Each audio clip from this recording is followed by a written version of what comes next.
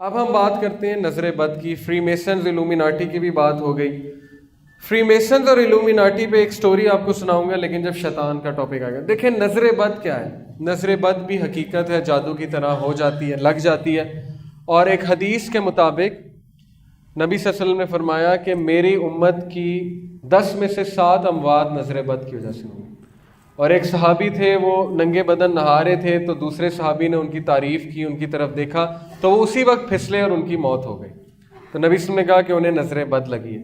تو نظر بد بھی حقیقت ہے, لیکن اس کا علاج کیا ہے. یہ آیت ویسے تو حیا کے حوالے سے ہے, قل للمؤمنین یغضوا من ابصارہم ویحفظوا فروجہم, کہ کہہ دیجئے مومن مردوں سے کہ اپنی نظروں کی حفاظت کریں اور شرم گاہوں کی حفاظت کریں. اپنی نظروں کو جھکائیں اور شرم گاہ کی حفاظت کریں. نظروں کو جھکانے سے مراد صرف یہ نہیں ہے کہ جب آپ کو کوئی غلط چیز نظر آئے تو نظریں جھکائیں یا عورت سے نظر جھکائیں, وہ بھی ہے.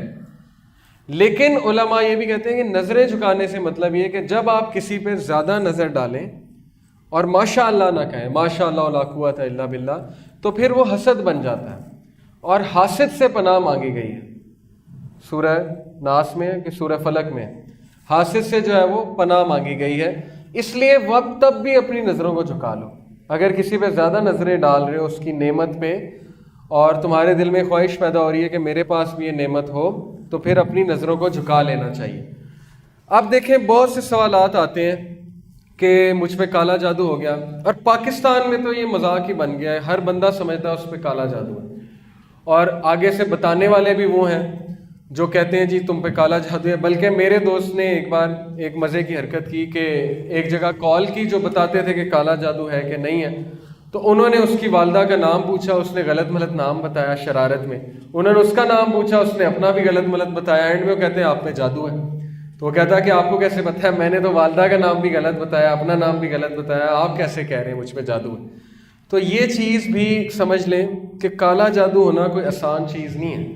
یہ کوئی کھیل تماشا نہیں ہے کہ ہر بندے پہ کالا جادو ہو گیا اور ہر بندہ جو ہے وہ کالے جادو کے اثر میں. اس کے میں آپ کو کچھ سائنس بتا دیتا ہوں جو میں نے علماء سے سنے اور جو پڑھے ہیں. نظر بد کے سائنس تو یہ ہے کہ ضرورت سے زیادہ جمائیاں آنا, بیٹھے بیٹھے آپ سوئے ہیں بہت زیادہ پھر بھی جمائی آ رہی ہے بہت زیادہ, یا بیٹھے بیٹھے تھک جانا, ٹھیک ہے, یا بیٹھے بیٹھے جو ہے نا وہ نیند کا غلبہ طاری ہو جانا اور ہر وقت سستی کا شکار رہنا. یہ نظر بد کے کچھ سائنس ہیں. اور بیمار ہونا, بہت زیادہ بیمار ہونا, ضرورت سے زیادہ بیمار ہونا, سر میں بہت زیادہ درد رہنا, میڈیکل بھی ہو سکتا ہے لیکن نظر بد کے آثار بھی ہوتے ہیں. یہ چیز نظر بد کے حوالے سے ہے. اب بات کرتے ہیں کہ اس کا علاج کیا ہے. رسول اللہ صلی اللہ علیہ وسلم نے کہا کہ اگر تمہیں پتہ ہے کس کی لگی ہے تو پھر اس کو کہو وضو کرو اور اس کے پانی سے, اس کے وضو کے پانی سے تم نہاؤ, دوسرے پانی میں مکس کر. اگر نہیں پتہ کس کی لگی ہے تو پھر اپنے ہی وضو کے پانی سے نہا لو.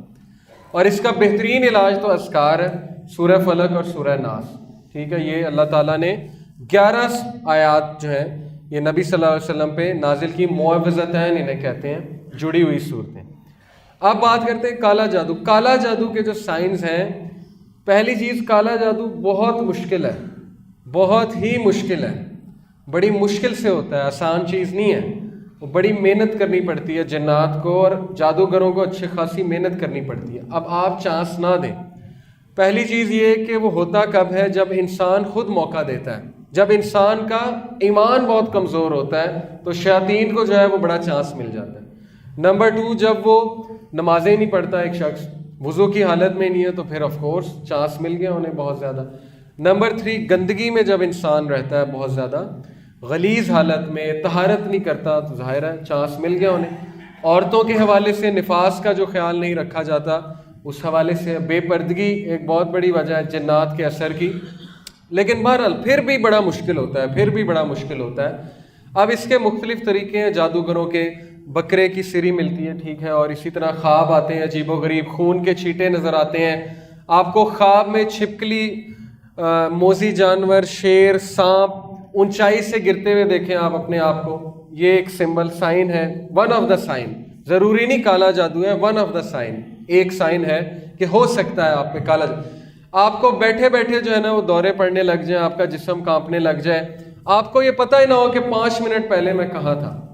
آپ کو 10 منٹ پہلے کا نہیں پتا، 5 منٹ پہلے کا نہیں پتا، یہ بھی کالا جادو کا سائن ہوتا ہے. چیزیں بھولنا، ضرورت سے زیادہ چیزیں بھولنا، اور آپ کی پرفارمنس ڈاؤن جائے بہت زیادہ، اور آپ بیٹھے بیٹھے چڑچڑے ہو جائیں، لڑائی کریں اور ہر بندے کو کھانے کو دوڑیں، اور آپ کا دل ہی نہ کرے، لوگوں میں بیٹھنے کا دل ہی نہ کرے آپ کا، اور آپ کو جو ہے وہ بدبو آئے پخانے جیسی بیٹھے بیٹھے، اور آپ کو خواب میں بھی پخانا آئے ضرورت سے زیادہ. یہ سارے سائنز ہیں بلیک میجک کے، لیکن ان سارے سائنس کا کمبائن ہونا ضروری ہے.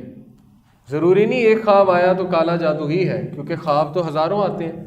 مجھے اتنے خواب آتے ہیں، لیکن اللہ کا شکر ہے میں نے کبھی یقین نہیں کیا کہ مجھ میں کالا جادو ہے. اصل بات ہے ضعیف الاعتقادی، اسپیشلی خواتین میں. معذرت کے ساتھ مت یہ سمجھیں کہ آپ میں کالا جادو اور آپ کو نظر بد ہوگی، کیونکہ اللہ سے حسن ظن رکھیں. اللہ سبحانہ و تعالیٰ نے آپ کو حفاظت کے لیے پورا نظام دیا ہے، اور اللہ تعالیٰ آپ کی حفاظت کر رہے ہیں. آپ اللہ سے ظن یہ رکھیں کہ اللہ تعالیٰ نہیں ایسے ہونے دیں گے. ایک عورت رسول اللہ صلی اللہ علیہ وسلم کے پاس آئی اور اس نے کہا کہ اللہ کے نبی صلی اللہ علیہ وسلم مجھے مرغی کا دورہ پڑتا ہے تو اس سے میں برہنہ ہو جاتی ہوں. تو نبی صلی اللہ علیہ وسلم نے کہا میں تم پہ رقیہ تو کر دیتا ہوں، لیکن میں تمہیں ایک بات بتاتا ہوں کہ 70,000 لوگ بغیر حساب کے جنت میں جائیں گے. ان میں سے ایک وہ ہے جو رقیہ نہیں کراتا، جو اللہ پہ بہت اعتقاد کرتا ہے رقیہ نہیں. تو اس عورت نے کہا کہ میں بھی ان میں سے ہونا چاہتی ہوں، لیکن آپ میرے لیے دعا فرمائیے کہ میں برہنہ ہو جاتی ہوں وہ نہ ہو. یعنی اس عورت میں اتنی حیا تھی کہ اس کے باوجود بھی اسے فکر یہ تھی کہ میں برہنہ ہو جاتی. تو نبی صلی اللہ علیہ وسلم نے ہاتھ اٹھا کر اسی وقت اس کے لیے دعا کی. اس کو پھر بھی پڑھتے تھے دورے، لیکن وہ برہنہ نہیں ہوتی تھی کیونکہ نبی صلی اللہ علیہ وسلم کی دعا تھی. تو ضعیف الاعتقادی ایک بہت بڑی وجہ ہے ہمارے معاشرے میں. شیخ صالح المنجد کا فتویٰ ہے، سعودیہ کے بہت بڑے عالم ہیں. وہ کہتے ہیں کہ 90% کیسز میں، 90% کیسز میں یہ ذہنی مرض ہوتا ہے، جادو نہیں ہوتا ہے. یہ آپ کے ذہن کا فطور ہے. کچھ لوگ کہتے ہیں نا، سمجھتے ہیں جادو ہو گیا، وہم ہو جاتا ہے انہیں. تو وہم بھی بہت خطرناک چیز ہے. وہم بھی بہت خطرناک چیز ہے کہ مجھے نظر بد لگ گئی اور مجھ پہ کالا جادو ہو گیا. اور جتنی آپ یہ باتیں کریں گے اس خبیث کو زیادہ انرجی ملے گی. وہ تو زیادہ خوش ہوگا شیطان کہ دیکھو مجھ سے ڈر رہا ہے، میں نے ایک خواب کیا دکھایا، مجھ سے ڈرنے لگ گیا. اس لیے اللہ سبحانہ و تعالیٰ قرآن مجید میں کہتے ہیں کہ شیطان کی جو چال ہے وہ مکڑی کے جالے سے بھی کمزور ہے نا. یہ آئے اس لیے اس سے ڈرنے کی کوئی ضرورت نہیں ہے. آپ بس وضو میں رہیں، اپنی حفاظت کریں، اپنی ذہنی نشو و نما کریں، اپنے آپ کو ذہنی طور پہ مضبوط کریں. لیکن اگر آپ کو لگتا ہے آپ پہ کچھ ہے اثر، تو پھر آپ اچھے راکی کے پاس جائیں. انوتھینٹک نہیں، اچھے راکی کے پاس جائیں، اس سے ڈسکس کریں، جا کے اسے صحیح سے بتائیں کہ مجھ پہ یہ سائن ہے. اور پھر وہ سورہ فاتحہ آپ پہ پڑھتا ہے اور آپ کانپنے لگ جائیں، آپ کی حالت غیر ہو جائے، آپ ہلنے لگ جائیں، ہاں تو پھر ہے کہ آپ پہ جادو ہے یا آپ کا جن حاضر ہو جائے گا. لیکن ادروائز یہ اتنی آسان چیز نہیں ہوتی. ٹھیک ہے، تو گھبرانے کی کوئی ضرورت نہیں ہے، وہم کرنے کی کوئی ضرورت نہیں ہے، کیونکہ وہم کا کوئی علاج نہیں ہے. اللہ تعالیٰ پہ آپ یقین کریں، بھروسہ رکھیں کہ اللہ تعالیٰ آپ کی حفاظت کریں گے انشاءاللہ، اور ان چیزوں سے آپ کو پروٹیکٹ کریں گے. تو ابن قیم کے پاس ایک شخص آیا، بڑی خوبصورت بات ہے، یہ تلوار دیکھ کے مجھے یاد آئی. اس نے کہا کہ میں اعوذ باللہ بھی پڑھتا ہوں، میں اذکار بھی کرتا ہوں، لیکن پھر بھی شیطان حاوی ہوتا ہے، پھر بھی شیطان حملے کرتا ہے، تو میں کیا کروں؟ تو انہوں نے کہا کہ اگر میں ایک چھوٹے سے بچے کو تلوار دے دوں تو وہ بچہ تلوار سے کتنا نقصان پہنچا لے گا، کیا کرے گا؟ شاید ایک آدھے کو بھی نہ مار سکے. انہوں نے کہا اب یہی تلوار میں ایک ریسلر کو دے دوں، ایک پہلوان کو دے دوں، وہ کیا کرے گا؟ تم سوچ سکتے ہو؟ اس نے کہا کہ وہ تو شاید پوری قوم کو ہلاک کر دے. کہتے یہی معاملہ ہے، اذکار تلوار کی طرح ہے، لیکن تیرا ایمان یا چھوٹے بچے کی طرح ہے یا اس پہلوان کی طرح. اب اگر تو اذکار کر رہا ہے لیکن تجھے یقین کوئی نہیں ہے، تو بس پڑھی جا رہا ہے، 100 بار پڑھ رہا ہے، 200 بار پڑھ رہا ہے، تو 20 پارے بھی پڑھ رہا ہے دن میں، لیکن تیرا یقین ہی نہیں ہے اور تجھے اللہ پہ بھروسہ ہی نہیں ہے، تو پھر تو اس بچے کی طرح ہے جس کے ہاتھ میں تلوار ہے اور وہ تلوار سے کچھ بھی نہیں کر سکتا. لیکن اگر تیرا یقین پختہ ہے، اگر تیرا یہ ایمان ہے کہ اعوذ باللہ پڑھوں گا واقعی ہی اللہ کی پناہ میں آؤں گا، تو پھر تو دیکھ کہ تو وہ پہلوان بن جائے گا جس کے ہاتھ میں وہ تلوار ہے. تو یہ چیز بھی بڑی ضروری ہے. اذکار کرتے ہوئے فل توجہ کے ساتھ کیا کریں، قرآن پڑھتے ہوئے توجہ کے ساتھ، پھر فائدہ ہوگا. ادروائز وہ پھر ایک رسم بن جائے گی. اب دوسرے حصے کی طرف آتے ہیں انشاءاللہ. یہ ہے شیطان کے بارے میں، اور شیطان کے بارے میں بتانے کے حوالے سے میں فری میسنز کی بھی بات کروں گا. شیطان برے، کافر اور نافرمان جن کو ایک لقب دیا گیا ہے. یہ الگ سے کوئی مخلوق نہیں ہے. اللہ کی 3 مخلوقات ہیں جن کا ذکر قرآن مجید میں اور بھی بہت سی ہیں، لیکن ان 3 کا اسپیسیفکلی ہوا ہے: اینجلز، ملائکہ، جنات اور انسان. جنات اور انسانوں کو اللہ رب العالمین نے فری ول دی ہے. اللہ تعالیٰ نے جو ہے انہیں سوچنے سمجھنے کی صلاحیت دی ہے اور یہ چیز دی ہے کہ وہ فیصلہ کر سکیں اور اپنی چوائس جو ہے وہ شو کر سکیں. لیکن اینجلز کے پاس کوئی چوائس نہیں ہے. تو شیطان کہتے ہیں برے جن کو، اور برے انسان کو بھی شیطان کہا گیا ہے کئی جگہ. اس طرح کے جنات کا سردار ابلیس خود ہے. ابلیس کا اصل نام ابلیس نہیں ہے، اس کا اصل نام ہے عزازیل. اور وہ جنات اور ملائکہ دونوں کا سردار تھا، کیونکہ وہ تقوی میں بہت آگے نکل گیا تھا اللہ سبحانہ و تعالیٰ کی عبادت میں. لیکن اس نے اللہ تعالیٰ سے بغاوت کی. کیونکہ اس طرف ہم آتے ہیں، اس کی فوجیں انسان کے سب سے بدترین دشمن ہیں. تو یہ ایک جن ہے ابلیس، اس کو اللہ نے آگ سے پیدا کیا، اس نے بغاوت کی اور آج یہ دنیا میں خدا بنا بیٹھا ہے. ان الشیطان لکم عدو فاتخذوہ عدوا. اللہ تعالیٰ کہتے ہیں کہ بے شک شیطان تمہارا بدترین سے بھی بدترین دشمن ہے، اور اس کے جو حزب ہے، اس کے جو ساتھی ہیں، وہ اصحاب السعیر ہیں، جہنم کے کمپینینز ہیں، اور وہ جہنم میں جائے گا اور اس کی کوشش یہ ہے کہ تم لوگ کو بھی لے جائے جتنا کو. ان الشیطان کان للانسان عدوا مبینا. بے شک شیطان انسان کا بہت واضح دشمن ہے. یہ کون کہہ رہا ہے؟ اللہ. اگر اللہ کسی کو دشمن قرار دے رہے ہیں تو یہ بہت سیریس بات ہے. اب شیطان کا ایک تعارف. پہلا نام ابلیس، مطلب نا امید. ابلیس کا مطلب ہے نا امید، کیونکہ اللہ کی رحمت سے نا امید ہو گیا اور بغاوت کر گیا. آخری نام الرجیم، ملعون اور دھتکارا ہوا، شیطان الرجیم. نسل جن، پہلے اللہ کا عبادت گزار بندہ تھا جسے فرشتوں کے ساتھ مرتبہ دیا گیا تھا، فرشتوں سے بھی بہتر. اور پتہ کہاں ہے؟ ایڈریس کیا ہے؟ سمندر پر تخت. حدیث سنیے نا آپ نے صحیح مسلم کی. عبداللہ بن عباس ہے کہ عبداللہ بن مسعود ابھی آئے گی، وہ فرماتے ہیں کہ ابلیس اپنا تخت سمندر کے بیچ میں لگاتا ہے، اور جنات اور شیاطین اس کے پاس رپورٹیں لے کر آتے ہیں مختلف، اور یہ ان کی رپورٹوں سے خوش نہیں ہوتا. لیکن ایک جن آتا ہے، وہ کہتا ہے کہ میں نے آج میاں بیوی میں جھگڑا کروایا، تو بڑا خوش ہوتا ہے اور اس کو گلے لگا لیتا ہے اور کہتا ہے کہ تو نے کام کیا ہے، اصل کام تو نے کیا. آگے چلتے ہیں. شیطان کا مشن اور زندگی کا مقصد. شیطان کو انسان کے ساتھ رہتے ہوئے ہزاروں سالوں کا تجربہ ہے، اس لیے وہ انسان کی ایک ایک کمزوری سے واقف ہے.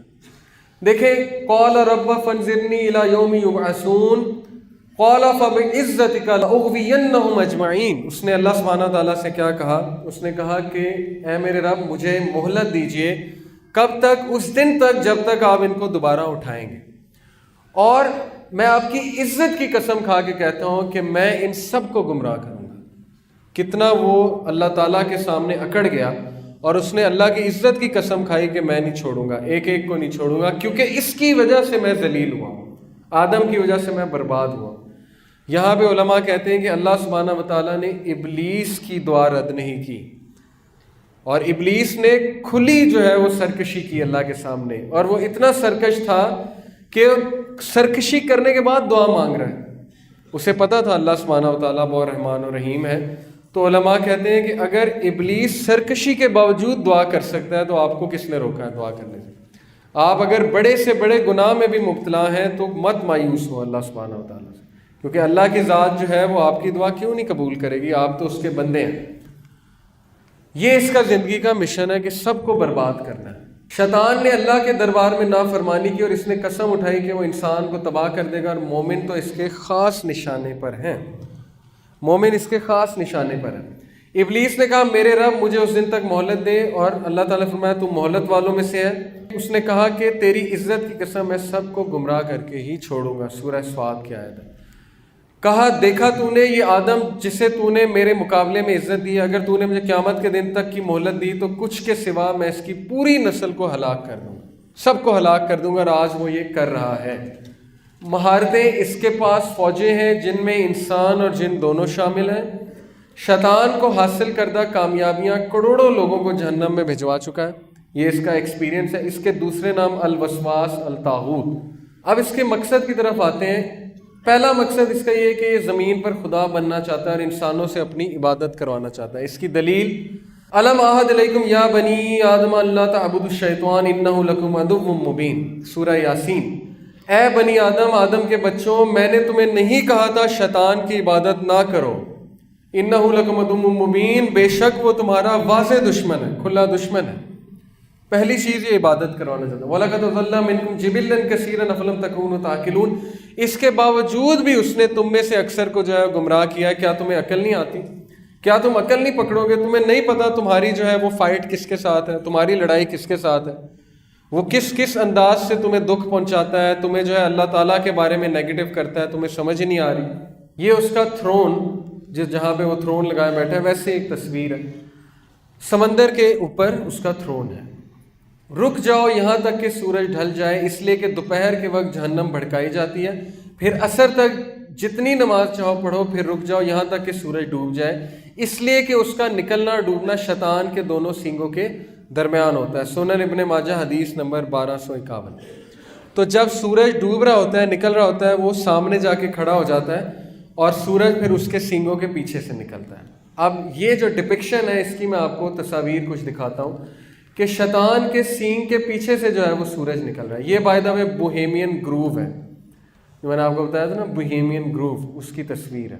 یہ ان کے لاجز ہیں فری میسنس کے. دیکھیں چیکرڈ فلور، اور یہ ہاتھ تھوڑا سا کٹ لگا کے خون جو ہے نکالتے ہیں اور اس سے وہ پیکٹ کرتے ہیں. اور اس پیکٹ کا نام ہے کہ they sell their souls to the devil. یہ اپنی روح کو شیطان کے حوالے کر دیتے ہیں. اب یہ جو میں نے آپ کو حدیث بتائی ہے نا کہ شیطان کے پیچھے سے سورج نکلتا ہے، انٹرسٹنگلی یہ دیکھیے جتنے بھی باطل خدا تاریخ میں گزرے ہیں ان کی پینٹنگ اسی طرح ہے، ان کی ڈپکشن اسی طرح. یہ ہورس ہے، ہورس باطل خدا، فرعون کا جو خدا تھا ہورس. دیکھیں اس کے پیچھے سے کیا نکل رہا ہے؟ سورج اور اس کی کرنیں ہیں. یہ عیسیٰ علیہ السلام کی چرچ میں انہوں نے تصویر بنائی، پیچھے سے کیا نکل رہا ہے؟ سورج. یہ ہندوؤں کا باطل خدا، پیچھے سے کیا نکل رہا ہے؟ اور یہاں سے بھی سورج. تو کیا یہ کو انسیڈنس ہے یا یہ ایک سوچی سمجھی پینٹنگ ہے؟ کیا خیال ہے؟ ہر باطل خدا کے پیچھے سے سورج نکل رہا ہے، اور ہمارے نبی صلی اللہ علیہ وسلم نے کہا کہ ابلیس کے پیچھے سے سورج نکلتا ہے جب وہ وہاں جا کے کھڑا ہو جاتا ہے. تو یہ جتنی بھی پینٹنگز ہیں یہ اصل میں ابلیس کو ہی عقیدت پہنچا رہی ہیں، اور یہ بات ابلیس نے کی بھی. اب میں آپ کو واقعہ سناتا ہوں راجر مارنو کا. 3 گھنٹے کی ڈاکیومنٹری ہے، اس کا نام ہے trip to supernatural. Roger Morneau American navy میں ایک بندہ تھا. وہ خود یہ واقعہ سناتا ہے انٹرویو دیتے ہوئے. کہتا ہے کہ ایک دفعہ ورلڈ وار 2 کے بعد جب امریکہ کامیاب ہوا دوسری جنگ عظیم کے بعد، تو میرا جو کمانڈر ان چیف تھا نیوی کا، اس سے مجھے بلایا. اس نے کہا کہ راجر کیا تم اپنے مرے ہوئے ماں باپ سے ملنا پسند کرو گے؟ تو میں نے کہا یہ کیا بات ہوئی، مرے ہوئے ماں باپ سے بھی کوئی مل سکتا ہے؟ اس نے کہا ہاں مل سکتا ہے، میں تمہیں ملواؤں گا، میں تم سے بہت خوش ہوں. تو اس نے ہنس کے بات ٹال دی. تو اس کے باس نے کہا کہ دیکھا تم گھبرا رہے ہو، تم ڈر رہے ہو. تو اس نے کہا نہیں میں ڈر نہیں رہا، میں تو ہنس رہا ہوں کہ یہ کیسے ہو سکتا ہے. اس نے کہا تم یہ بات چھوڑو، تم آج شام کو ایک محفل میں آنا، میں تمہارا کچھ لوگوں سے تعارف کراؤں گا. تو راجر نے کہا کہ شام کو میں اس محفل میں گیا تو وہاں پہ پولیٹیشنز، وہاں پہ سیلیبریٹیز، سنگرز، ایکٹرز، ایکٹریسز موجود تھے، اور ایک بڑا سا سٹیج لگا ہوا تھا. اس سٹیج پہ ایک عورت تھی جس نے گاؤن پہنا ہوا تھا، بہت لمبا سا گاؤن پہنا ہوا تھا. اچھا یہ چیزیں صرف کہانیاں نہیں ہیں، کیونکہ ان پہ موویز، یہ دیکھیں یہ ایک مووی کا سین، ان پہ موویز بنائی ہیں ہالی ووڈ نے. اب وہ بلا وجہ تو کوئی مووی اٹھا کے نہیں بنا دیں گے نا، یہ مووی میں دکھا رہے ہیں کہ یہ دیکھیں گاؤن میں ایک شخص ہے اور سارے اس کو سجدہ کر رہے ہیں اور یہ ایک ریچول ہو رہا ہے. تو اس نے اسی طرح ایک عورت کو دیکھا، لمبی سی عورت، اس نے گاؤن پہنا ہوا تھا اور وہ لوگوں کی خواہشات پوری کر رہی تھی. لوگ اس کے پاس کوئی خواہش لے کر آتے تھے، وہ کہتی تھی ٹھیک ہے. تو اس نے کہا کہ میرے سے پہلے ایک عورت کی باری تھی. وہ عورت اس کے پاس آئی، اس نے کہا کہ میرا ایک دوست تھا ایکسیڈنٹ میں مارا گیا، تو مجھے اس سے ملنا ہے، اس سے معذرت کرنی ہے، میں اس سے معذرت نہیں کر سکی. تو اس نے کہا کوئی مسئلہ نہیں. اس نے اپنے جو سٹاف کو پکڑا ہوا تھا اس کو کچھ کیا، اور پردے کے پیچھے سے اچانک، جیسے یہ پروجیکٹر کی اسکرین ہے، اس کے پیچھے سے اچانک سوچیں کہ کوئی مرا ہوا انسان آ جائے تو آپ کا کیا حال ہوگا. تو کہتا کہ میں نے اپنی آنکھوں سے دیکھا کہ اس کا دوست اس کے سامنے آ گیا مرا ہوا، اور ہم سب کانپ گئے کہ یہ کیا ہوا ہے. تو وہ عورت بھی بڑا پریشان ہوئی. اس نے پھر اس سے بات چیت کی. کہتا پھر میری باری آئی, اب میں بھی تھر تھر کانپوں کہ اب میں کیا کہوں. تو میں نے کہا کہ میں یہاں اس لیے آیا ہوں کہ میں اپنے مرے ہوئے ماں باپ سے ملنا چاہتا ہوں, ان کو دیکھنا چاہتا ہوں. اس نے کہا کوئی مسئلہ نہیں. اس نے جو ہے اسی طرح کچھ کیا اور پردے کے پیچھے سے ہوا کا ایک جھونکا آیا اور اس کے ماں باپ سامنے آ کے کھڑے ہوئے. تو اس نے کہا کہ میرے تو پیروں تلے زمین نکل گئی کہ یہ کیا ہوا ہے. اور پھر میں نے جب ان سے بات کی, وہ واقعی میرے ماں باپ تھے, ان کی آواز بھی ویسی تھی. تو میں تو اتنا خوش ہوا, اس کی آنکھوں سے آنسو جاری ہو گئے. اس نے کہا اس طرح میں اس گروہ کے ساتھ میرا تعلق بنا, اس طرح اس گروہ کے ساتھ میرا تعلق بنا. اب جیسے جیسے میں اس گروہ کے قریب ہوتا گیا تو مجھے خطرناک باتیں پتہ لگنا شروع ہوئی. ان کی ڈیمانڈ ہی بڑی عجیب تھی کہ یہ کرو, گندی حرکتیں کرو, ایسے کرو, ویسے کرو. ہماری محفلیں بہت ہی غلیظ ہوا کرتی تھیں, گندی حرکتوں پہ مشتمل تھیں. ایسی حرکتیں جو یہاں پہ میں نام نہیں لے سکتا. جیسے کہ یہ ایک نیوز میں نے آپ کو پیچھے ایک سلائیڈ چلائی تھی, یہاں پہ ایک پیج ہے, وہاں سے میں آپ کو نیوز پڑھ کے سناتا ہوں کہ ان کی محفلوں میں بیسیکلی ہوتا کیا ہے. چھوٹے چھوٹے بچوں کو بھی جو ہے نا وہ استعمال کرتے ہیں غلط کاموں کے لیے, بچے اور بچیوں کو. یہ پورا نیٹ ورک ان کا ایکسپوز ہوا تھا آسٹریلیا میں. اس نیٹ ورک, یہ paedophilia network expose in Australia. Paedophilia کہتے ہیں یعنی بچوں کے ساتھ غلط معاملہ جو ہے, تو یعنی اس طرح کی گندی حرکتیں, اس طرح کی.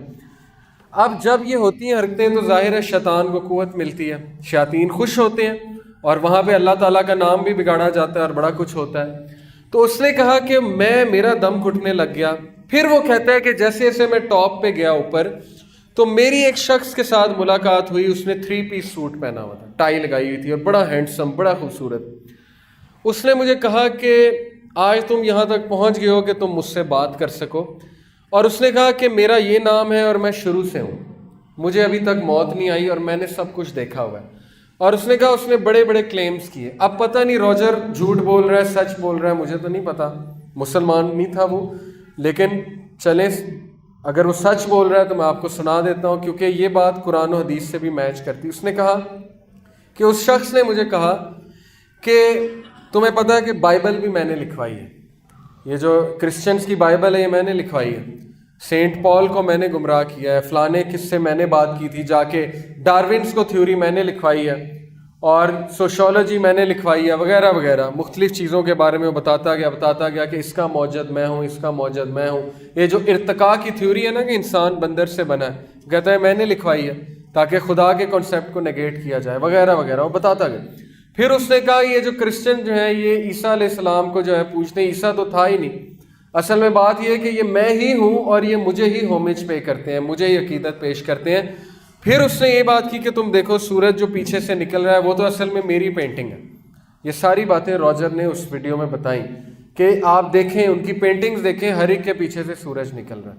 تو اس کا مقصد یہ ہے آپ کو بتانے کا کہ گورا بھی گواہی دے رہا ہے اور ہمارے پاس تو دلیل موجود ہے. جب وہ اس دور میں انسانوں کے پاس آ سکتا ہے انسانوں کی شکل میں, تو آج کیوں نہیں آ سکتا؟ تو فری میسنز اور ایلومیناٹی موجود ہیں اور یہ بڑا خطرناک گروپ ہے اور میڈیا کو یہ کنٹرول کر رہے ہیں, پوری میوزک انڈسٹری کو یہ کنٹرول کر رہے ہیں. ڈکٹیٹ کیا جاتا ہے کہ گانے ایسے بناؤ, ان کے لیرکس ایسے لکھو, یوتھ کو ایسے برباد کرو, موویز میں یہ سین ڈالو, ایسے کرو ویسے کرو. Protocol of the learned elders of Zions, ایک پوری جو ہے اس میں پروٹوکولز ہیں, پروٹوکول آف زائونز جنہیں شارٹ کر کے کہا جاتا ہے. کبھی آپ اس کا مطالعہ کریں, اس میں یہ ساری باتیں لکھی ہیں کہ نوجوانوں کو ایسے گمراہ کرنا ہے, سگریٹ انڈسٹری کو اوپر لے کے آنا ہے, شراب کو فروغ دینا ہے. موویز میں آپ دیکھیں کہ ہیرو جو ہوتا ہے شراب بھی پی رہا ہوتا ہے, سگریٹ بھی لگایا ہوتا ہے اس نے. تو یہ چھوٹی چھوٹی چیزوں سے ہماری ذہن سازی کر رہے ہیں اور مین مقصد یہ ہے کہ ان سب کو جو ہے وہ اللہ تعالیٰ سے بھی دور کرو اور ان سب کو جو ہے برائی کی طرف لے کر آؤ. زنا کو عام کرو, فحاشی کو عام کرو, فروغ دو فحاشی کو بہت زیادہ. اور آج کا جو دور ہے وہ تو بہت ہی خطرناک ہے. ہماری جو میوزک انڈسٹری ہے, بالی ووڈ آپ دیکھ لیں, بالی ووڈ تو ہے ہی تباہی, کچھ بھی نہیں ہے وہاں پہ, اور ہالی ووڈ کا بھی یہی حال ہے. تو بہرحال یہ سارا ایک پلاننگ کے تحت ہو رہا ہے اور یہ گراؤنڈ تیار کیا جا رہا ہے دجال کا, جو ہمارا آخری ٹاپک ہے, اس طرف بھی میں آ رہا ہوں.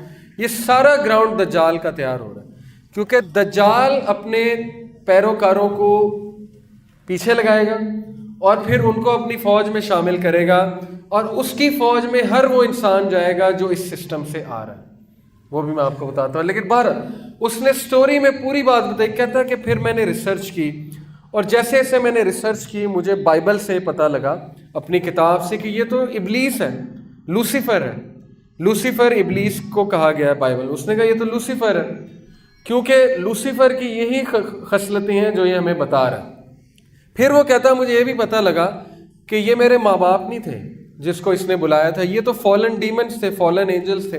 वो जिन्नात को फॉलन एंजल्स कहते हैं। बाइबल में जिन्नात को जो बताया गया ना वो ये है कि कुछ एंजल्स ने बगावत की तो अल्लाह ने उन्हें ज़मीन पर भेज दिया, तो वही जिन्नात हैं, डीमंस हैं वो। लेकिन हमें पता है वो जिन्नात, उसने कहा ये तो फॉलन डीमंस हैं, फॉलन एंजल्स हैं, तो ये मेरे माँ बाप तो थे ही नहीं। यानी उसने सारे के सारे पोल खोल दिए उस डॉक्यूमेंट्री में, 3 घंटे की डॉक्यूमेंट्री। उसके बाद उसकी मौत वाक़ई हो जाती है, उसको हार्ट अटैक हो जाता है जिस तरह माइकल जैक्सन को हो गया था।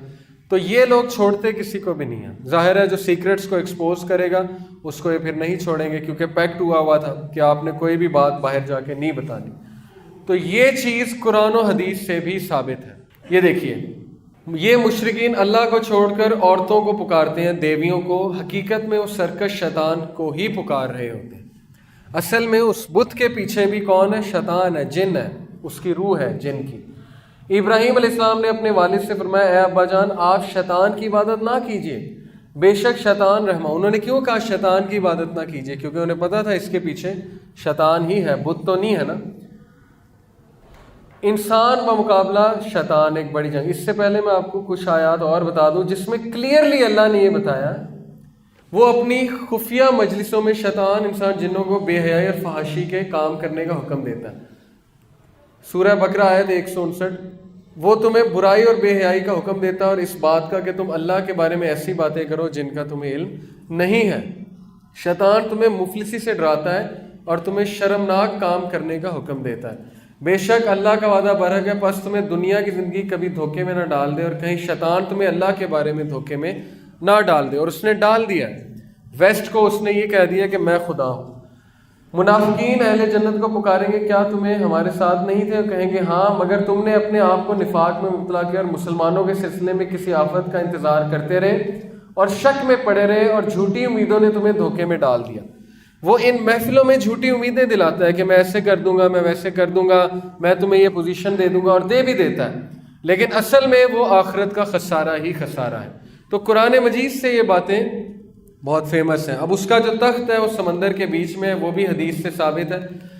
अब शयातीन वर्सेस ह्यूमैनिटी, इंसान बमुकाबला शयातीन। जो शख्स भी कुरान और सुन्नत को बगौर मुतालिया करेगा वो ज़रूर समझ जाएगा कि इन दोनों में नफ्स और अना की निस्बत शैतान और इसके हमलों के बारे में ज़्यादा तफसील से बताया गया है, क्योंकि अना, हसद, ज़िद ये सब शैतान के वसवसों का ही नतीजा है। तो शैतान के वसवसे और शैतान बहुत ख़तरनाक है और उसके बारे में अल्लाह ताला ने बहुत ज़िक्र किया। लेकिन क्या अब उससे डरना चाहिए? असल बात ये है, इमाम गज़ाली की नसीहत, मेरे माही मोहतात रहो और मुस्तैदी से शैतान के खिलाफ कोशिश जारी रखो, क्योंकि इससे कोई मुआहदा करके इसे दोस्त बना लेने में या इस बात में कि वो तुम्हें अकेला छोड़ देगा, ना तुम्हारा फ़ायदा है ना ही इसकी तस्कीन, तो वो तुम्हें तबाह करके ही सुकून लेगा। बारसीसा की कहानी तो सुनिए ना आप सब ने। वो जो एक बहुत बड़ा आबिद था अल्लाह ताला का, किस तरह शैतान ने उससे जिना करवाया, फिर कत्ल करवाया, फिर उसके बाद सजदा करवाया, और जब उसने शिरक कर लिया तो कहता है कि इन्नी अखाफ अल्लाह रब्बुल आलमीन, मैं तो अल्लाह से डरता हूँ, रब्बुल आलमीन से मैं जा रहा हूँ। और फिर उसको कत्ल कर दिया गया बारसीसा को, और हमेशा के लिए शिरक पे मरा। तो बारसीसा को किस तरह से गुमराह किया था उसने, इसी तरह उसे पता है इसको कैसे करना है, इसको कैसे करना है, सबका उसे पता है। लेकिन आपको घबराने की ज़रूरत नहीं। अल्लाह रब्बुल आलमीन ने आपको अज़कार दिए हैं, कुरान मजीद की समझ दी है, स्पेशली यहाँ पे जो हुफ़ाज़ मौजूद हैं, और आप लोगों पे तो ज़्यादा हमला होगा क्योंकि आप लोग तो उसके ज़्यादा ख़तरनाक हैं। आम आदमी तो वैसे ही उसके पीछे लगा हुआ है, लेकिन दीनी लोग को तो वो कहता है कि बस ऐसी की तैसी। और वहाँ पे तो एक, अगर आम के साथ एक शैतान है तो दीनी लोग के साथ शायद 10-10 शैतान हो, और वो उसको सही गुमराह, हर तरफ से गुमराह करने की कोशिश करें। लेकिन उसका जो मकर और फरेब है उसकी हैसियत कोई भी नहीं है, क्योंकि रसूल कुरान मजीद में है कि उसका मकर और फरेब क्या है, मकड़ी के जाले की तरह। लेकिन किसके लिए? जो तवक्कल करते हैं अल्लाह पे, जो अच्छा सोचते हैं अल्लाह के बारे में, जो वहम में नहीं रहते, और जिनका ईमान बहुत मजबूत है, और जो ज़िक्र व अज़कार करते हैं और अपनी हिफाजत करते हैं, और शाम और सुबह के अज़कार जो है पढ़ते हैं। सूरह बकरा बहुत पावरफुल है, सूरह बकरा की आखिरी 2 आयात बहुत पावरफुल है, ठीक है। تو اس لیے ہمیں اس سے گھبرانے کی کوئی ضرورت نہیں ہے۔ شیطان کے آپ کو کچھ طریقے بتاتا ہوں۔ ایک طریقہ اللہ نے شیطان کا یہ بتایا کہ شیطان انسان کو ایک دم سے گمراہ نہیں کرتا، بلکہ اس کے کچھ سٹیپس ہیں، جس طرح سیڑھی کے کچھ سٹیپس ہوتے ہیں، سٹیئرز کے، پہلا، دوسرا، تیسرا، چوتھا، پانچواں، وہ آہستہ آہستہ انسان کو ان سٹیپس پہ لے کر جاتا ہے۔ پہلے چھوٹی چیز دکھاتا ہے، پھر اس سے بڑی، پھر اس سے بڑی، پھر اس سے بڑی، اور پھر حد وہاں تک لے جاتا ہے جہاں پہ اس کی تباہی ہو جاتی ہے۔ تو اس کے فٹ سٹیپس کو جو ہے وہ آپ فالو نہ کریں۔ اللہ تعالیٰ نے اس کا حل کیا بتایا کہ شیطان کے قدموں کی طرف بھی نہ جاؤ، اس کے فٹ سٹیپس کو بھی فالو نہ کرو۔ ایک تو یہ حل اللہ سبحانہ و تعالیٰ نے بتایا۔ دوسرا، وہ کس طرح سے برباد کرتا ہے؟ انسان کو اس کے اعمال مزین کر کے دکھاتا ہے کہ تو بڑا اچھا کر رہا ہے، تو بڑی محنت کر رہا ہے، اور تو صحیح ہے، تو بالکل صحیح لگا ہوا ہے۔ اب دیکھیں، جو لوگ نماز نہیں پڑھتے، میں دعوے سے کہہ سکتا ہوں ان کے پاس بہانہ ہے، پکی بات ہے، ان کے پاس بہانہ ہے، تبھی تو نہیں پڑھتے۔ ورنہ ایک شخص ہے جس کو پتہ ہے نماز پڑھنی چاہیے، میرے پاس بھی بہت بہانے تھے جب میں نہیں پڑھتا تھا، تو یہ بہانہ کیا ہے؟ یہ شیطان نے مزین کر کے دکھایا ہوا ہے، اور کیا ہے؟ شیطان نے وعدے کیے ہوئے ہیں کہ نہیں معاف کر دیں گے اللہ، کوئی بات نہیں، کوئی بات نہیں، کل پڑھ لیں گے، پرسوں پڑھ لیں گے، پھر پڑھ لیں گے، یہ کر لیں گے، وہ کر لیں گے۔ تو کیا ہوا؟ کوئی بھی نہیں پڑھتا، تو نہیں پڑھتا، تو اس میں کیا ہے؟ تو ہر چیز کا بہانہ تیار ہے، ہر چیز کا بہانہ تیار ہے کہ نہیں میرے ساتھ یہ حادثہ ہوا ہے، میں ایسا ہوں، میں ویسا ہوں، کل ایسے کر لوں گا، ویسے کر لوں گا۔ یہی تو ہے اعمال کو مزین کر کے دکھانا اور بہانے دینا، ڈھیل دینا۔ تو ان بہانوں سے بھی بچیں اور بس جو اللہ نے کہا ہے وہ کریں، سیدھی سی بات ہے۔ اب ہم آتے ہیں فتنہ دجال کی طرف، یہ ہمارا آخری سیکشن ہے۔ آپ نے جنات کو بھی سمجھ لیا، آپ نے شیطان کی حقیقت بھی سمجھ لی کہ وہ کتنا خطرناک ہے، آپ کو یہ بھی پتہ لگ گیا کہ اس وقت پوری ایک جماعت فری میسنز اور الومیناٹی کی، جو کہ امریکن لابی میں بھی بیٹھی ہوئی ہے، جو کہ اسرائیل میں بیٹھی ہوئی ہے، اور جو اس وقت ہالی ووڈ کو کنٹرول کر رہے ہیں، بالی ووڈ کو کنٹرول کر رہے ہیں، میوزک انڈسٹری کو کنٹرول کر رہے ہیں، اس وقت پورا میڈیا ان کے ہاتھ میں ہے۔ آپ سوچیں کہ آپ کی جنگ کس کے ساتھ ہے؟ یہ کوئی چھوٹی جنگ نہیں ہے، لیکن وہ ہاریں گے، یہ تو کنفرم ہے، کیونکہ اللہ تعالیٰ سے مقابلہ کوئی کر ہی نہیں سکتا۔ فرعون جو ہے وہ دیکھیں کتنا طاقتور تھا، اس نے کیا کیا نہیں کیا، لیکن اللہ تعالیٰ نے جو ہے اسے ایک سیکنڈ میں جو ہے وہ غرق کر دیا۔ اس لیے ہاریں گے وہ، لیکن ہم لوگ بچ جائیں۔ اب یہ ہمارا فیصلہ ہے کہ ہم نے بچنا ہے، کہ ہم نے بھی ان کے پیچھے لگنا ہے۔ آپ لوگوں کو سمجھا سکتے ہیں۔ اب یہ سارا گراؤنڈ پریپیئر ہو رہا ہے دجال کے لیے، ابلیس بھی لگا ہوا ہے، ٹھیک ہے، ہالی ووڈ، بالی ووڈ وغیرہ بھی اس کا ایک پورا گراؤنڈ تیار کر رہے ہیں، ٹی وی سیریز بھی ہیں۔ دجال کی کچھ خصوصیات، دجال کون ہے، کب آئے گا، اس کی خصوصیات کیا ہیں؟ پہلی چیز، اس کے بارے میں جاننا اس لیے بہت ضروری ہے کیونکہ رسول اللہ صلی اللہ علیہ وسلم نے فرمایا کہ آدم علیہ السلام کی پیدائش سے لے کر قیامت تک کوئی فتنہ اتنا بڑا نہیں ہے جتنا فتنہ دجال۔ آپ کو پتہ ہے کہ صحابہ کہتے ہیں کہ جب رسول اللہ صلی اللہ علیہ وسلم دجال کی بات کرتے تھے تو ان کا چہرہ سرخ ہو جاتا تھا اور ان کی آنکھیں بڑی ہو جاتی تھی، اور وہ بہت اونچی اونچی ہمیں بتاتے تھے، اور ہمیں ایسے لگتا تھا جیسے ابھی پیچھے سے آ جائے گا۔ ہم ڈر جاتے تھے کہ دجال پتہ نہیں ہے کیا۔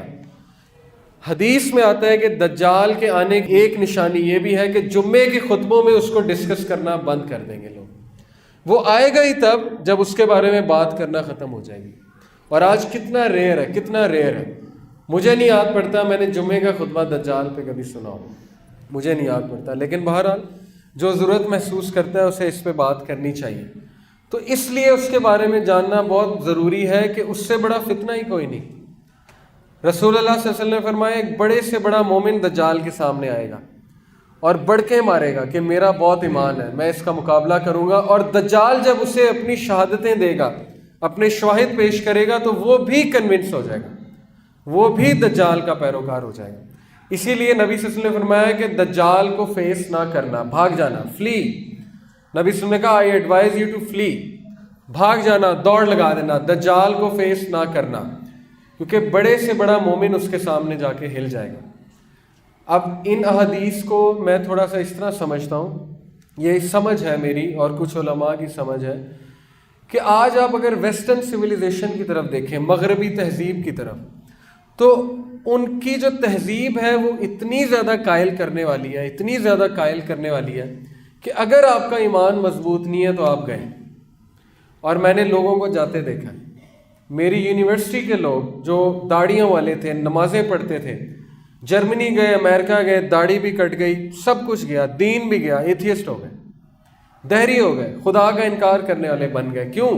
جب ان کے سامنے وہ لٹریچر پیش کیا گیا، فلسفے کا، سوشولوجی کا، سائیکالوجی کا، اور خدا کے بارے میں طرح طرح کی باتیں ان سے کی گئیں، اور سائنس کے شواہد ان کے سامنے پیش کیے گئے، ان سے سوالات کیے گئے کہ بتاؤ انسان کو کس نے بنایا، دلیل دو، کائنات کو کس نے بنایا، بگ بینگ کس نے کی ہے، وغیرہ وغیرہ۔ اب چونکہ ان بیچاروں کے پاس نہیں علم تھا، پھنس گئے، اور پھنس گئے تو قائل ہو گئے۔ اسی طرح آپ نیو یارک جائیں، دبئی جائیں، انسان کھو جاتا ہے۔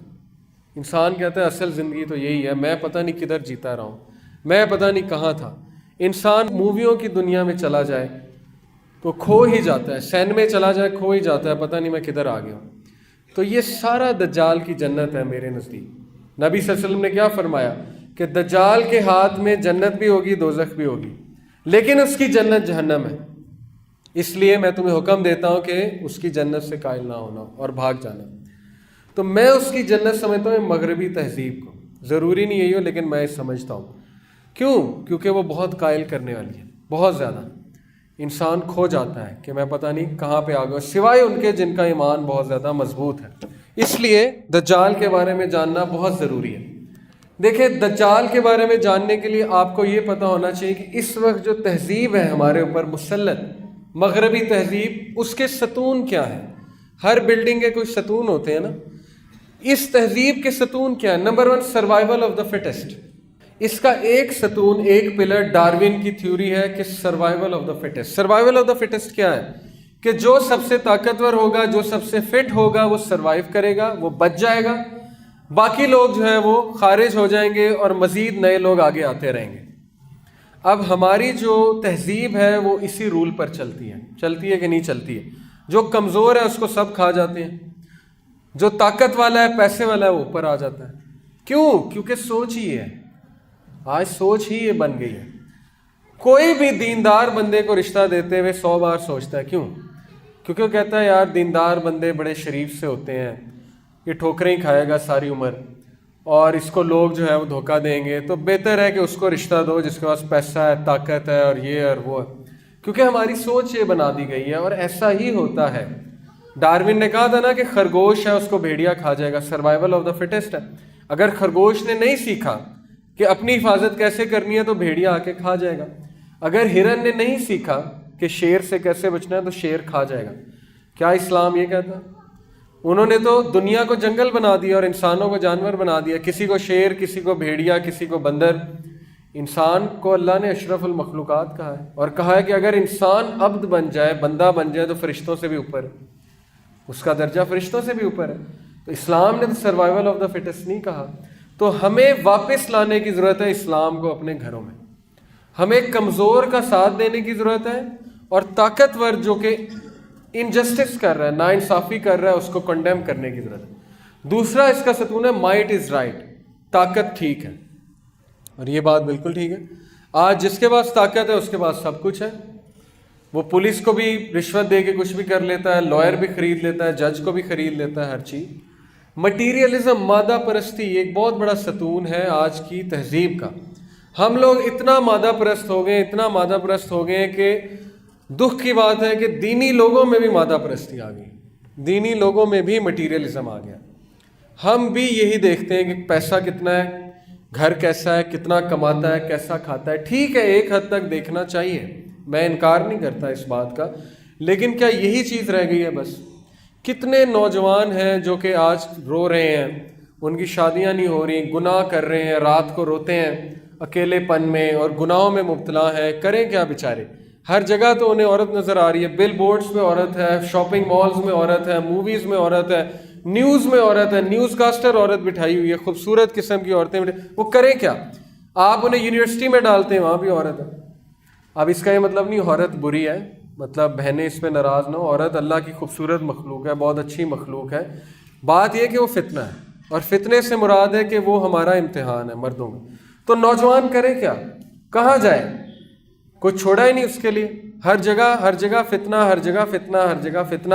اور اس کے بعد جو ہے اس سے یہ ایکسپیکٹ کیا جاتا ہے کہ جب تک یہ کوکا کولا کا مینیجر نہیں بنے گا اس کی شادی نہیں ہوگی۔ جب تک اس کے پاس گاڑی نہیں ہوگی، گھر نہیں ہوگا، ہم اس کی شادی کیوں کریں؟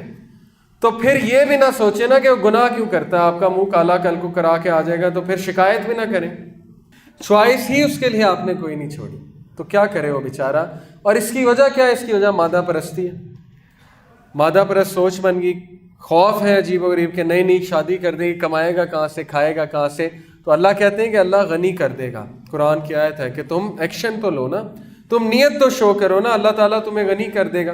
اللہ تعالیٰ جو ہے وہ رزق دینے پہ پورا اللہ تعالیٰ کو اختیار ہے، اللہ ضرور رزق دیں گے۔ تو یہ چیز ہم میں رائج کر چکی ہے، اور اس پہ ہمیں اصلاح کرنے کی بہت زیادہ ضرورت ہے، کیونکہ دجال کو فالو کرنے والے لوگ مادہ پرست ہوں گے۔ دیکھیں، جو شخص چھوٹی چھوٹی چیزوں سے امپریس ہوتا ہے، قائل ہو جاتا ہے، کسی کی گھڑی دیکھ کے جو شخص قائل ہو جاتا ہے، کسی کا موبائل فون ہاتھ میں پکڑا ہوا اور وہ قائل ہو جاتا ہے کہ بہت بڑی شخصیت ہے، تو دجال سے وہ قائل نہیں ہوگا، دجال کے پاس پتہ نہیں کیا کیا ہوگا۔ تو اس لیے یہ چیزیں قائل کرنے والی ہونی نہیں چاہیے۔ کسی کے پاس آئی فون ایکس ہے تو پھر اس کا یہ مطلب ہے کہ بہت بڑی شخصیت ہے اور وہ بہت ہی اچھا انسان ہے اور کیا بات ہے۔ اور کسی نے بہت مہنگا لباس پہنا ہوا ہے یا گاڑی رکھی ہوئی ہے تو اس کا یہ مطلب تو نہیں نا کہ وہ بہت ہی بلا چیز ہے، بہت بڑی چیز ہے، کیونکہ اللہ کے سامنے وہی شخص کامیاب ہے جو تقوی والا، جو اچھا انسان ہے۔ تو مادہ پرست لوگ تو یوں قائل ہوں گے اس کی، کیونکہ دجال کے ہاتھ میں جنت ہے، جنت جو کہ دنیا کی جنت ہے۔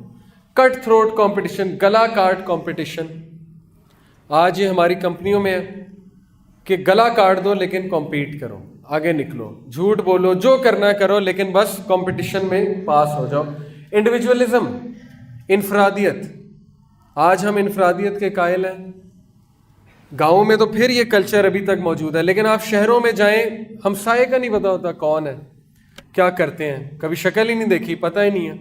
اب وہ کلچر تو نہیں رہا نا کہ بڑے منجی لگا کے بیٹھے ہوئے اور پوتے نواسیاں ارد گرد گھوم رہے ہیں۔ آج کل تو سیل فونز آ گئے ہیں، ہر بندہ انفرادیت کا شکار ہے، ہر بندہ اپنے 9 انچ کی اسکرین میں گھسا ہوا ہے اور کسی کا نہیں پتا، ساتھ والے کا نہیں پتا کون ہے۔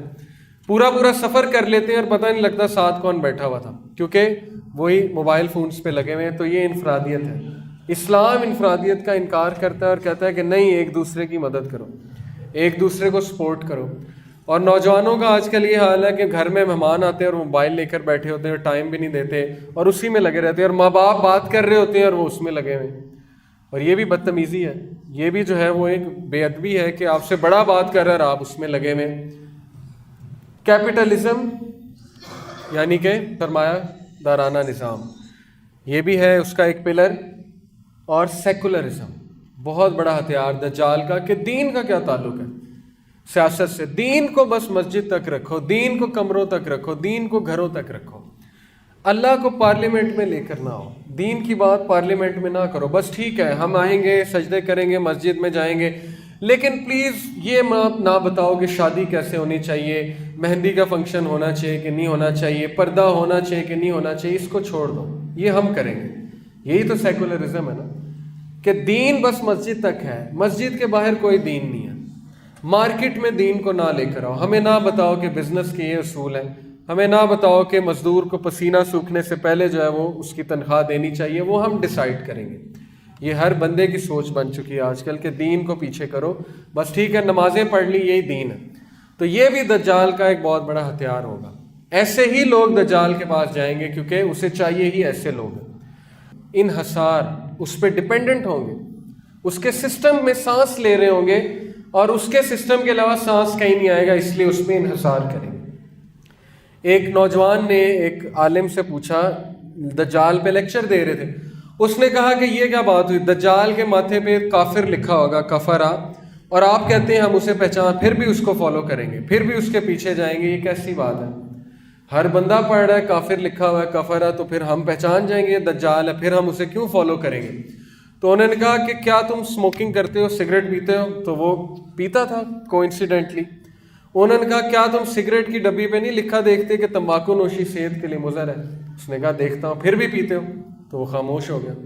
یعنی بتانے کا مقصد یہ تھا کہ جب تم سگریٹ نہیں چھوڑ سکتے، جبکہ پتہ ہے کہ لنگ کینسر کرتا ہے، تم جب ڈرگز نہیں چھوڑ سکتے، تمہیں پتہ ہے کہ وہ نقصان دہ ہیں، تو پھر دجال کا بھی یہی معاملہ ہے کہ ایک بار تم اس پہ انحصار کرنے لگے، اس کے عادی ہو گئے، تو پھر نکلنا بہت مشکل ہے۔ اس لیے دجال بہت خطرناک فتنہ ہے، اور آج ہم اس کی سویلائزیشن کے قائل ہیں۔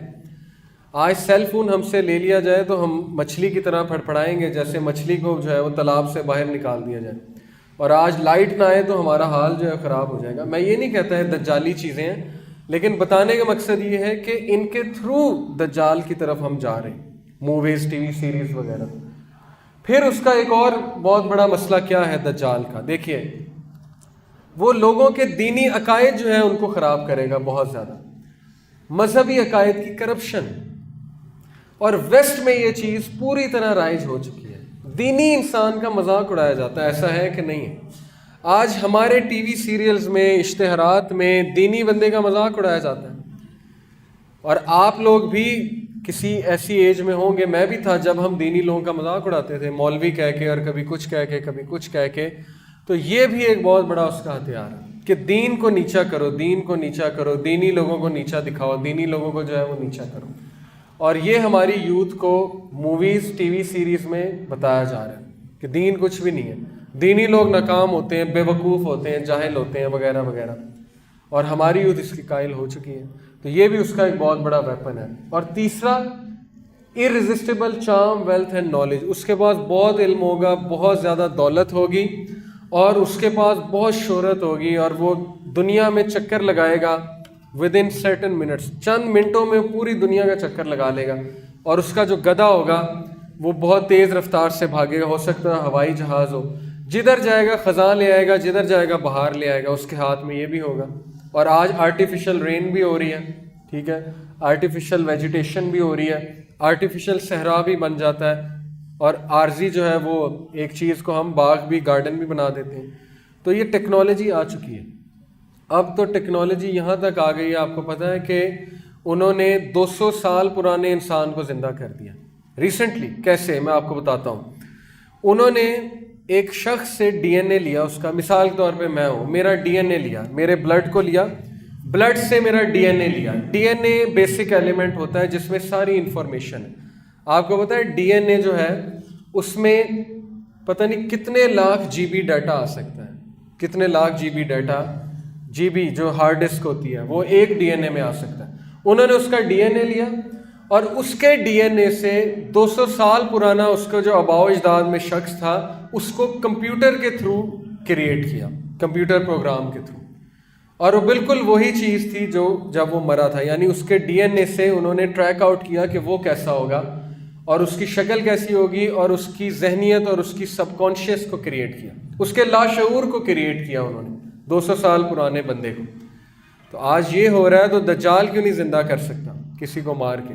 تو بڑا کچھ ہو سکتا ہے۔ تو بہرحال یہ سارا اس کا فتنہ ہے۔ اب اس کے فتنے سے بچنے کی کیا صورتحال، کیا جو ہے وہ حل ہے؟ کیونکہ اس کے فتنے میں بہت سے لوگ جو ہے وہ مبتلا ہیں، ہو سکتا ہے ہم بھی ہوں، کیونکہ ہم بھی مادہ پرستی کا بہت شکار ہیں، اور ہو سکتا ہے ہم اسے نہ پہچان سکیں معاذ اللہ جب وہ آئے۔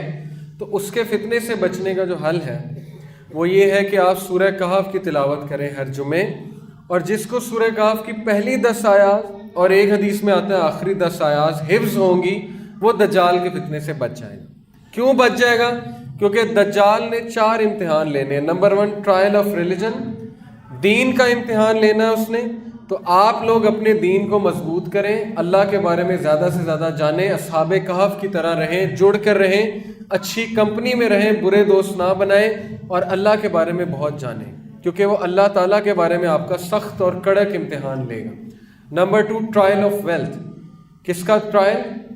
دولت کا، دولت کا امتحان لے گا۔ تو وہ 2 باغوں والوں کی کہانیاں یاد رکھیں، سورہ کہف میں ہے نا، ایک کے پاس بہت باغات ہوتے ہیں، ایک کے پاس کم ہوتے ہیں، تو وہ جس کے پاس زیادہ ہوتے ہیں وہ غرور کرتا ہے اور اللہ تعالیٰ اس کو تباہ کر دیتے ہیں۔ تو اس لیے دولت ہر چیز نہیں ہے، اصل چیز ہے عمل صالح۔ اللہ اس سٹوری سے ہی بتاتے ہیں کہ عمل صالح باقی رہنے والے ہیں، بس باقی سب مٹ جائے گا۔ تیسری چیز وہ نالج کا ٹرائل لے گا، نالج کا ٹیسٹ، آپ کے جو ہے آپ کو بتائے گا غیب کی باتیں، عجیب و غریب باتیں، سائنس، ٹیکنالوجی، یہ وہ۔ جیسے امریکہ آج ہمیں امپریس کر رہا ہے، ہمارے روشن خیال لوگوں کو، وہ کہتے ہیں امریکہ ہی سب کچھ ہے۔ کیوں؟ کیونکہ امریکہ نے یہ کیا، اس نے ترقی کی، بلڈنگز بنائی، ایسے کیا ویسے کیا۔ یہ بھی تو دجالیت ہے نا، کہ اصل چیز نظر نہیں آ رہی۔ دجال کا مطلب ہی آپ کو پتہ ہے کیا ہے؟ دھوکہ، کہ اصل چیز نظر ہی نہیں آ رہی، छुपी हुई चीज़ जो है वो पीछे छुपी हुई है और असल चीज़ जो है हमसे छुपी हुई है, और हम सिर्फ आर्जी चीज़ों को देख रहे हैं। और चौथा उसका टेस्ट होगा ट्रायल ऑफ पावर, अथॉरिटी। उसके पास बहुत ज़्यादा अथॉरिटी होगी। तो वो अल्लाह ने सूरह कहफ में जो है ज़ुल्करनैन अलैहिस्सलाम का वाक़या बताया। उनके पास बहुत अथॉरिटी थी, लेकिन वो अल्लाह की देन थी। तो दज्जाल को भी अगर अथॉरिटी दी, वो अल्लाह की देन है और तुम्हारा इम्तिहान है। तो जितना आप अपना अकीदा पुख्ता करेंगे, जितने दीन से करीब होंगे, अज़कार करेंगे और जमे रहेंगे, चाहे दुनिया जो मर्ज़ी कह दे, आप जमे रहेंगे तो आप जिन्नात से भी बचेंगे, शैतान से भी बचेंगे और इंशाअल्लाह दज्जाल के फितने से भी बचेंगे। और इन बातों से आप आगाह करें, लोगों को ज़ईफ़ुल एतकादी को ख़त्म करें, लोगों में सही अकीदा फैलाएं और लोगों को बताएं कि इन चीज़ों से निकलें और इन चीज़ों को रियलाइज़ करें। जज़ाकुमुल्लाह खैर, आप सब ने मेरी बात सुनी। अब इशा का वक्त है।